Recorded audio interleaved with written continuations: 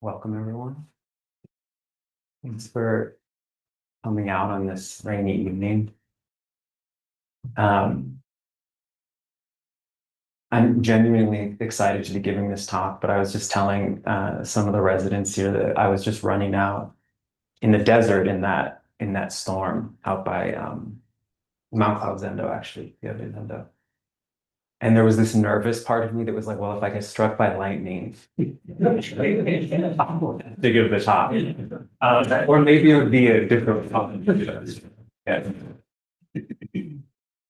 Thanks, Roshi, for inviting me to do this and for coming down to listen to it. That means a lot. This is my first public Dharma talk here, or anywhere for that matter.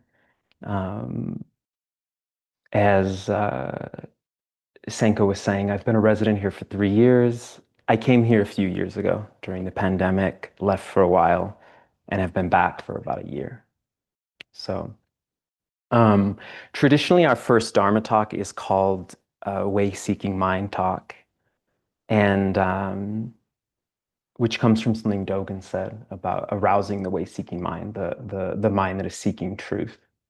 And to be honest, until today, I wasn't really thinking of that phrase. It will be a way-seeking mind talk because what else could it be? I'm going to be talking about my life, my practice. But today, during one of our sits, that phrase came up, way-seeking mind. And even though I know it's a quote from Dogen, another quote, one of my favorite quotes, came up from a mystic named Meister Eckhart. I don't know if any of you are familiar with him, but he was a 13th century German mystic. And he said something that's quite resonant with Zen, which is when we seek ways to God, we find ways but lose God. And that is quite resonant with the kind of practice that I want to talk about tonight, which is not even quite a practice, but just kind of life itself. And it's not something on the way to something else, but is just the thing itself. And it's very difficult, if not impossible, to talk about. But it is a kind of practice or view or way of being that transcends tradition, that cuts across traditions, from Zen through Tibetan traditions like Dzogchen and Mahamudra, through Christian mysticism. And so I'm going to try to find a way to talk about this practice, this kind of wayless practice, even though it's impossible to talk about. So bear with me.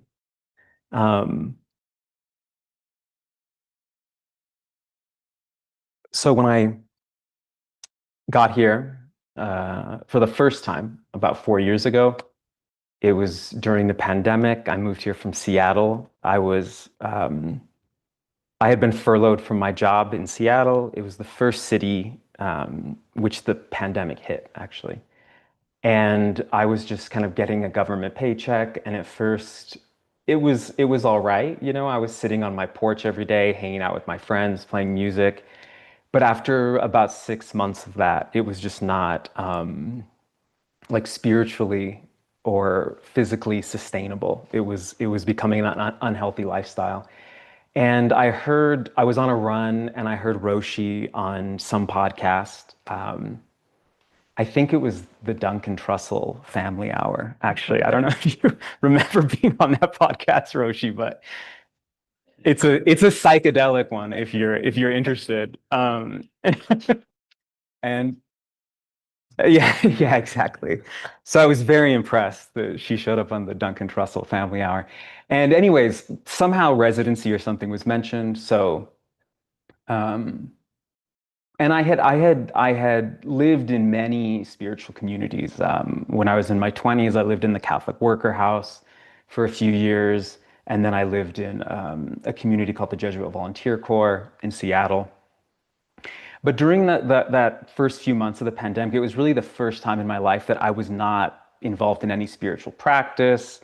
I was just kind of sitting around, not doing much of anything.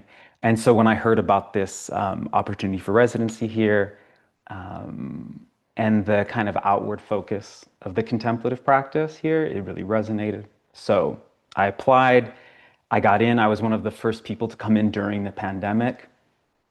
It was quite different. I I was in quarantine in a little hermitage called Paramitikasija for 3 weeks before I really interacted with anyone, which was quite nice for me actually. Um, when I got here, I had a vague knowledge of Buddhism, but not a lot. It was mostly academic, and I hadn't really practiced very much. I'd practiced in the contemplative Catholic tradition called centering prayer, which is based on something called the cloud of unknowing, if any of you are familiar with that. But I didn't really know a lot about Zen. So in these first 3 weeks during quarantine, one day I was walking down by the river, and the world was in political turmoil at that time, just like now. And my mom and I have very different political views. Um, you could probably guess who's on what side of you'd be right. And anyways, I was walking down by the river, and I was in this like debate with my mom. I wasn't even aware of what was going on around me. I was just arguing with my mom about Donald Trump, and I was like, and economics, and she would make points back to me, and then I'd make better points, and like getting really quite like aggravated with my mom as I was walking along the trail, just like making myself miserable, and was genuinely not aware of anything that was going on. And I started to walk up this hill that's still right behind us, even after all the new construction, up this hill to Upaya, was totally locked in this monologue debate. And all of a sudden, as I was just like looking down at this anthill, everything just stopped. And it's like I saw the ants, I saw the light. There was this kind of complete pause to everything. And I heard this voice, and I'm not one to hear voices. I'm not especially, as Senko pointed out, I'm a little more into the philosophy than the maybe we'd call it woo woo or something. But in any case, I heard this voice, very clear, and the voice asked, and I'll spare you the expletive, but the voice asked, "Who the f are you talking to?" And in the moment, everything just stopped. And then I heard the same voice say, "Just stop talking to yourself," which was interesting. Um, and then, and this is no exaggeration, for the next 8 hours, I could not talk to myself or come up with a negative thought if I tried to. And I even did try to. I was like, okay, I got to experiment with this. Like, can I create this negative dialogue or negative monologue again? Can I get caught in that entropy of negative thinking? And I just couldn't do it. So I was just kind of walking around this area in quarantine, not really able to hang out with any of the residents. And everything I saw was just beautiful. Everything was perfect. Every person was perfect. Everything was wonderful. And I wasn't even talking to myself about it. It was just like happening to me. And it didn't feel particularly like mystical or psychedelic or something like that. It was almost the opposite. It was like matter of fact. Everything was just matter of fact. And there was no sense in which I was practicing something. There was no effort at all. It was just the way that it was. Incidentally, I didn't know if I was gonna say this part of it, but the voice that I heard was the voice of Chogyam Trungpa Rinpoche. And I had listened I had listened to a lot of like YouTube videos of him giving teachings. And so I think that's why his voice was available to me. I'd never heard him give that teaching, but that was the voice that I heard. And there's a certain like harshness to his way of speaking. So anyways, but the two teachings that day from Trungpa were the question, "Who the f are you talking to?" and then just stop talking to yourself. And the just was significant it was like, this is the whole thing. Like, this is the whole, like, all of life, all of the practice is in this one thing, is how I experienced it in that moment. So then, in any case, the next day, a few days later, I was in residency, and it wasn't like this event. It wasn't like my mind stayed in that space. Trust me, it didn't, of not being able to speak to myself. But whenever I'm getting caught up in my normal patterns of talking to myself, of obsessive thinking, of negative thinking, of whatever it may be, that kind of teaching that I received from who knows where comes back up. Just stop talking to yourself. After being here for a few months, I started to receive teachings about concepts that I wasn't really familiar with, maybe vaguely, things like don't know mind, Sung San, the unborn, Bankei, turning the light around, which cuts across all kinds of Asian traditions. Taoism, Dogen talks about it. I even once asked Roshi when I first started to learn about the concept of prajna, which is this kind of non-discursive, non-conceptual wisdom. I told Roshi this story, I think, and I asked Roshi, so is prajna just not talking to yourself? And Roshi said, that might be one way of putting it. Um, so anyways, I started to be supported by a certain tradition here in terms of this insight that I received. So um, so there's a practice, um, but it really is, it's a bit of a misnomer to call it a practice. It's more and less than a practice. It's just kind of life itself. But we need words to convey it. Um, and it's, like I just said, it's variously called turning the light around, taking the backward step, not knowing, don't know mind, abiding in the unborn. There's a Jewish Christian mystic named Simone Weil. She called it decreation. There's Meister Eckhart, like I said, 13th century German mystic. He talked about releasement. That word is different than releasing. It implies both, it's a verb, so an action, but it's also a state of being. The word doesn't really exist anymore in English, but releasement is both a way of being, and so yeah, both an action and a state.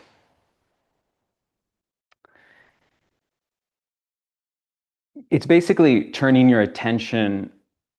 So if we talk about turning the light around, for example, turning your attention from what's out there, the objects that are out there, the thoughts that you're chasing around, back to awareness itself, which might sound difficult or esoteric, but I'd encourage you to try it because it's not necessarily.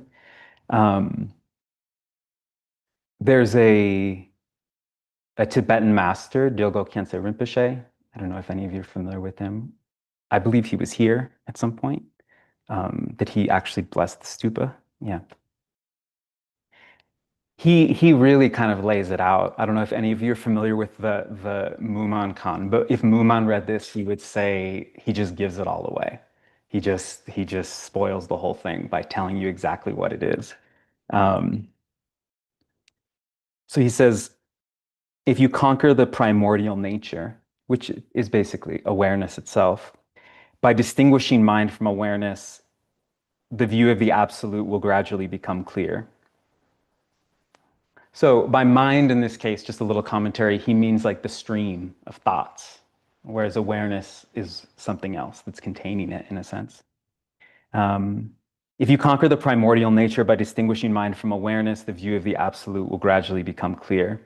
If inwardly awareness is not yet clear right now, simply keep the mind from wandering outside. If you ever read Dogen's Fukan Zazengi, that's right there at the heart of the practice. Simply keep the mind from wandering outside. This will do. Mind is not awareness, being that it is deluded, but mind's nature when realized is none other than awareness. Yeah. There's a text called The Secret of the Golden Flower which is both, it's a kind of a synthesis of Zen and Taoism. The way that that text puts it is activating the mind without dwelling on anything is the essential message of the whole canon. So being bright and aware without grabbing onto anything, like it's not about repressing anything, but allowing these thoughts to flow, to arise, and not fight them, but just be bright and aware. So that text says that's the message of the whole canon. It reminds me of that quote. I don't remember who it's from, but I only keep one precept. I watch the mind. And the idea is that all other precepts come within that, just being aware of the mind.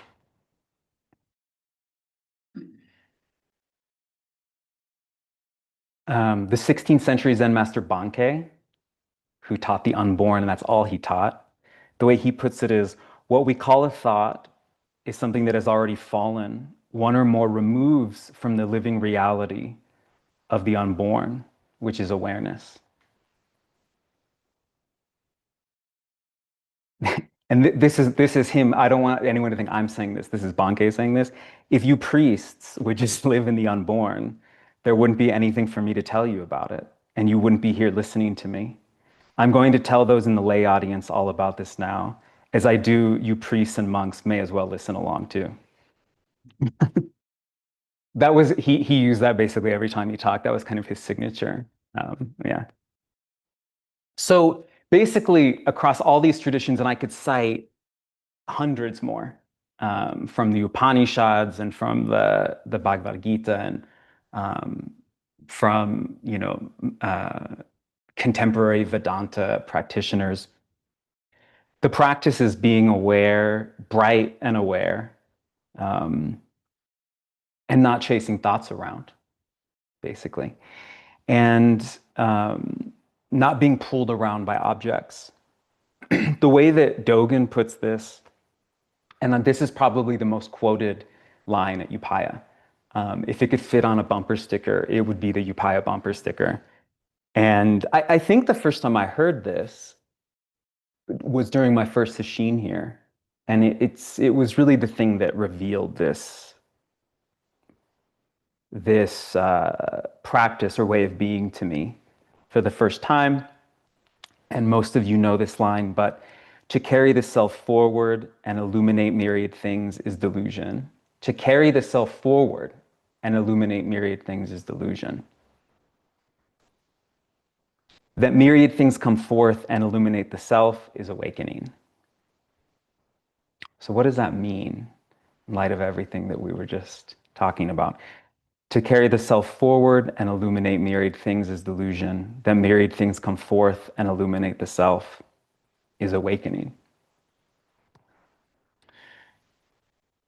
So, like I was just saying, the practice, or as Dilgo Khyentse Rinpoche said, is not chasing thoughts, but taking a step back and resting in awareness.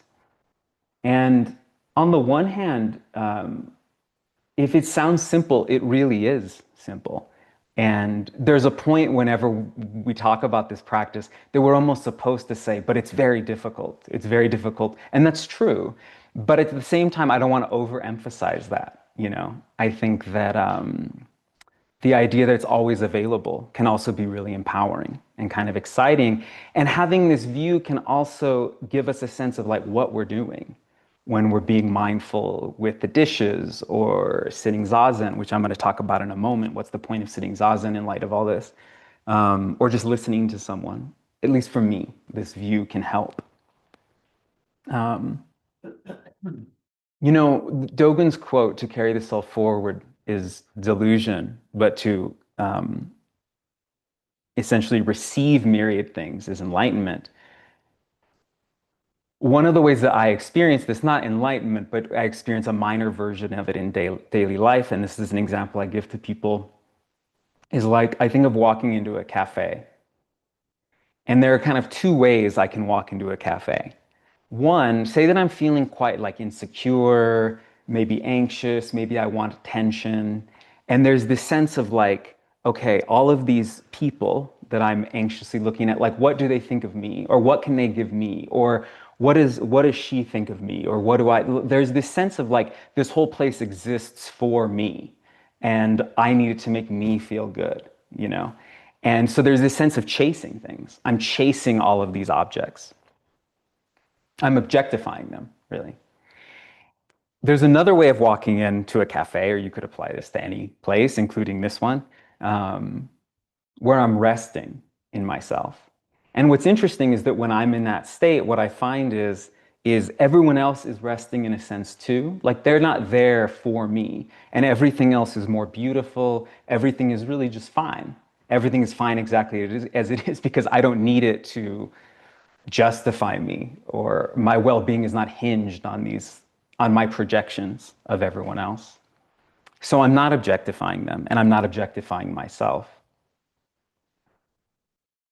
That's just a daily example, or an example from daily life of what I think Dogen's getting at.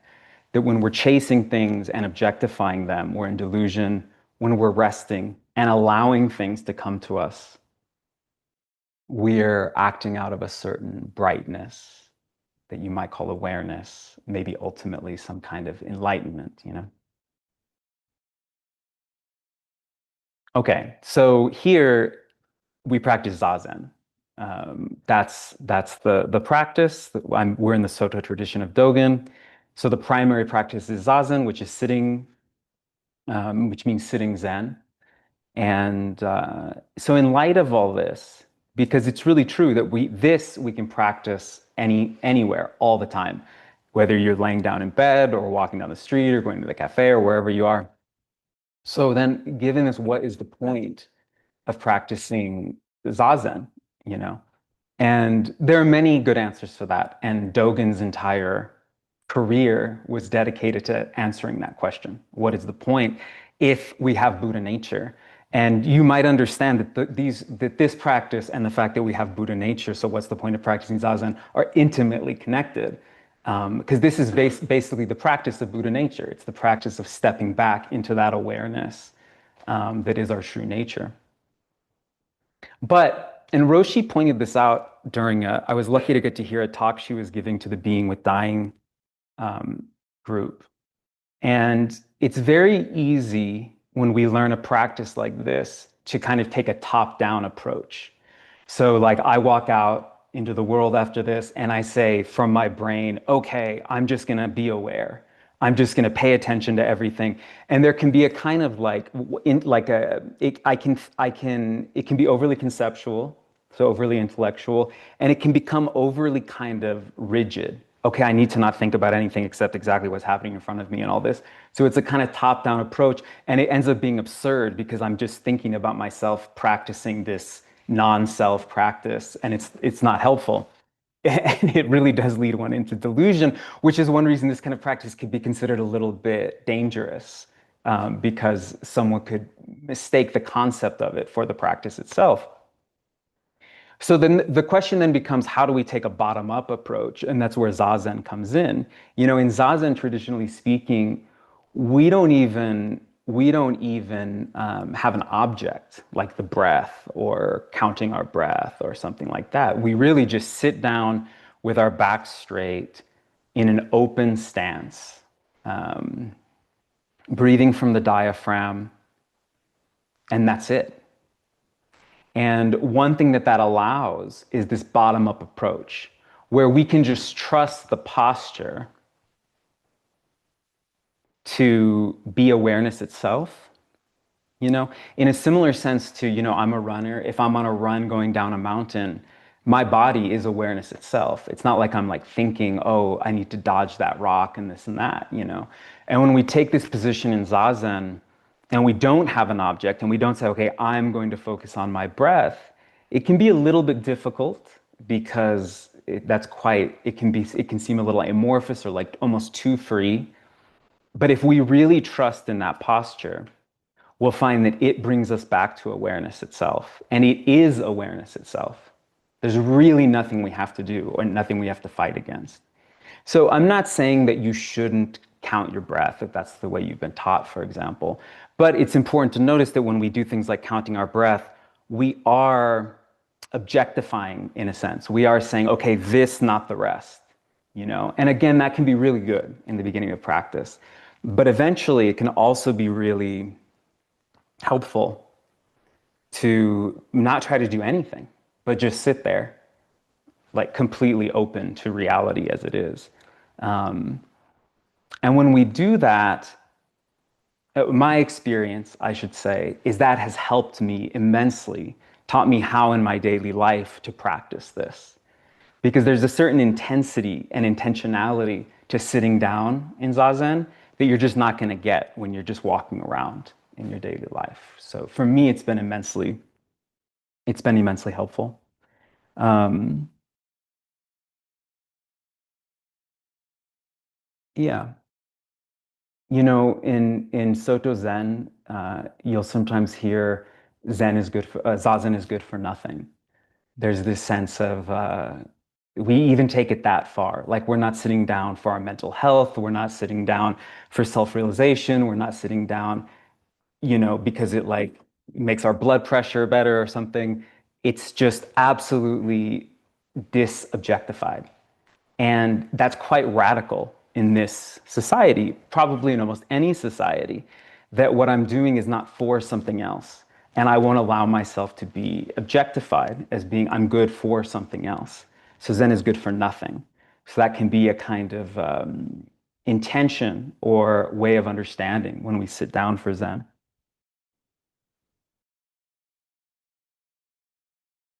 This is, in a sense, what Bankei means when he talks about the unborn.